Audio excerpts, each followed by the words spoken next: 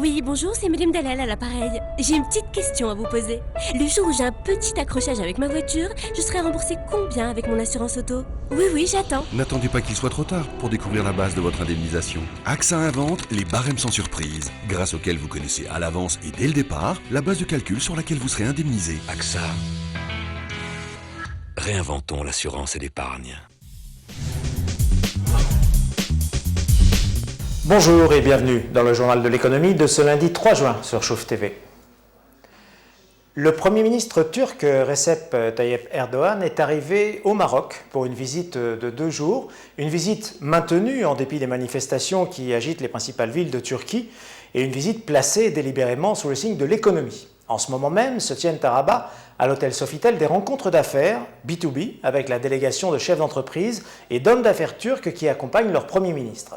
Ces rencontres font toutefois l'objet de débats au Maroc puisque la CGEM, la puissante fédération patronale marocaine, a décidé de ne pas répondre à l'appel du gouvernement Benkiran. Officiellement, pour avoir été sollicité trop tardivement, alors que la CGEM aurait souhaité préparer cette rencontre compte tenu de l'importance des relations économiques et commerciales entre la Turquie et le Maroc.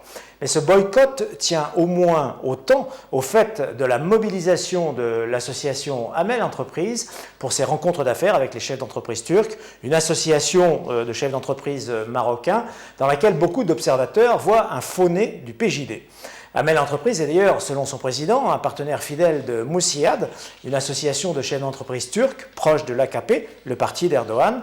Ce retrait de la CGEM de la visite du Premier ministre turc, qui se voulait majoritairement économique, apparaît comme une épine dans les relations entre le gouvernement de Benkiran et le patronat marocain, relations qui se sont singulièrement tendues ces dernières semaines. 1,9 milliard de dirhams, c'est le montant du déficit commercial avec la Turquie. L'accord de libre-échange qui prévaut depuis 7 ans dans les relations commerciales entre la Turquie et le Maroc apparaît aujourd'hui singulièrement déséquilibré. À fin mars 2013, la valeur des importations marocaines en provenance de la Turquie a atteint 2,7 milliards de dirhams, alors que les exportations marocaines vers la Turquie n'ont représenté que 768 millions de dirhams. Le déficit commercial Maroc-Turquie a ainsi dépassé 1,89 milliard de dirhams au terme du premier trimestre. Les importations marocaines en provenance de la Turquie sont diversifiées. Elles sont principalement composées de voitures industrielles pour 318 millions de dirhams, de produits demi-produits en fer ou en acier non alliés pour 196 millions de dirhams, également des tissus et fils de coton pour 190 millions de dirhams. En revanche, l'offre exportable marocaine reste limitée et d'ailleurs peu diversifiée. Elle se compose essentiellement de voitures de tourisme, 362 millions de dirhams, du phosphate pour 114 millions, de l'acide phosphorique pour 88 millions de dirhams. Le taux de couverture du commerce extérieur de la Turquie avec le Maroc s'élève donc à environ 30%. Pour Selami Insika, le conseiller commercial de l'ambassade de la Turquie au Maroc, les échanges commerciaux bilatéraux ne reflètent pas le potentiel productif ni les opportunités offertes par les économies respectives des deux pays. 75 entreprises turques sont actuellement installées au Maroc et elles emploient 6200 personnes. La Turquie d'Erdogan ambitionne de porter les échanges entre les deux pays à quelques 3 milliards de dollars à l'horizon 2015, d'ici à 3 ans, d'augmenter l'investissement des firmes turques au Maroc pour un équivalent d'1 milliard de dollars et d'embaucher également 10 000 Marocains. Renault s'effondre sur un marché automobile français lui-même en chute. Le marché français de l'automobile a baissé de 10,3% en mai dernier et Renault plonge à lui seul de 16,5%. Sur les 5 premiers mois de l'année, le marché a reculé de près de 11,9%. Si le groupe PSA contient sa baisse en mai dernier à 8,2%, en revanche, le groupe Renault recule donc de 16,5%. Malgré les nouveaux modèles, la marque aux losanges elle-même chute de 20,3%.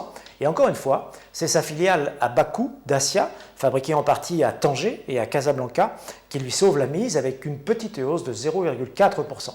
Dacia représente aujourd'hui le quart des ventes en France du constructeur Et Dacia emporte un succès d'estime avec sa nouvelle Sandero 2, du même gabarit que la Clio 4, dotée en partie d'ailleurs des mêmes mécaniques. La Sandero 2 coûte au bas mot 5 000 € de moins que Renault, qu'elle ne peut constater les résultats divergents des deux marques. Il est d'ailleurs étonnant que le groupe ait renouvelé les deux modèles, Clio 4 et Sandero, en même temps.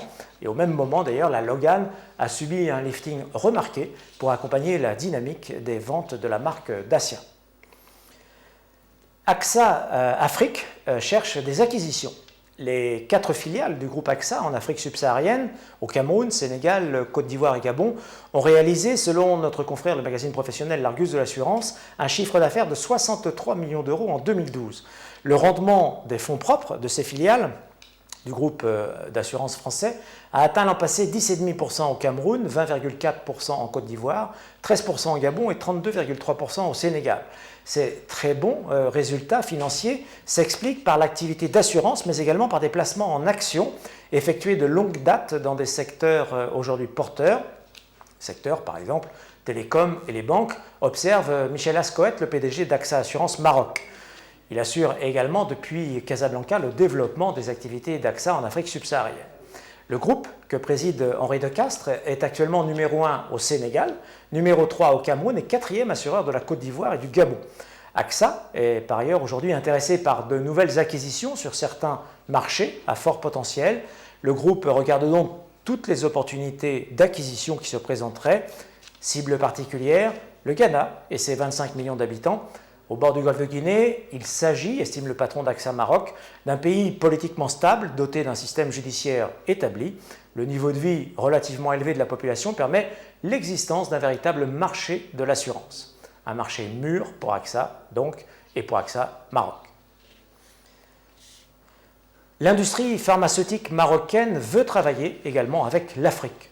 Une convention cadre de partenariat portant sur la mise en place d'un cadre juridique et la promotion de la coopération technique, commerciale et financière a été signée samedi dernier à Marrakech entre les pharmaciens africains regroupés à travers des institutions de la profession pharmaceutique et l'association marocaine de l'industrie pharmaceutique, la MIP, signée en marge du 14e Forum pharmaceutique international. Cette convention traduit la volonté des pharmaciens africains d'instaurer et de développer des échanges commerciaux entre industriels pharmaceutiques marocains et distributeurs nationaux, publics comme privés. À travers cette convention, ils entendent également installer un tissu industriel pharmaceutique en Afrique subsaharienne par le biais d'un transfert de technologie, d'un encadrement technique et scientifique. La MIP est présentée comme partenaire stratégique du pôle industriel pharmaceutique à venir.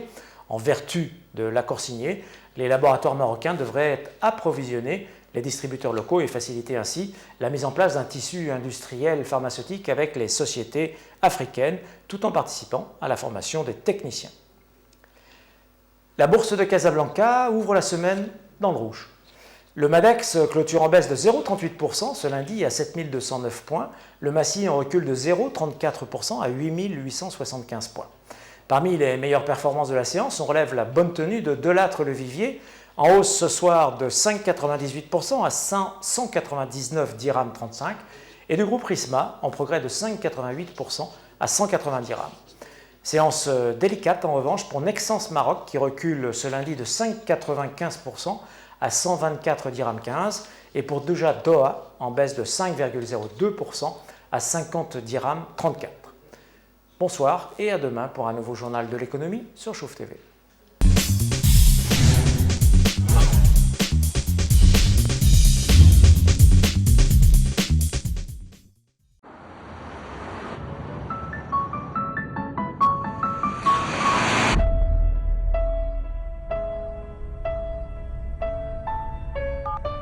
Oui, bonjour, c'est Madame Dalal à l'appareil. J'ai une petite question à vous poser.